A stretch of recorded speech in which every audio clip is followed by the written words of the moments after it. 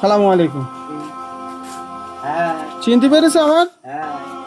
কোথায় দেখেছো বলো দিন? কোথায় দেখেছো? কোথায়?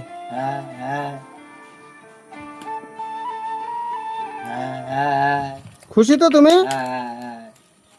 এবার লাঠি কিভাবে তুলবো? তুলো, আস্তে আস্তে তুলো।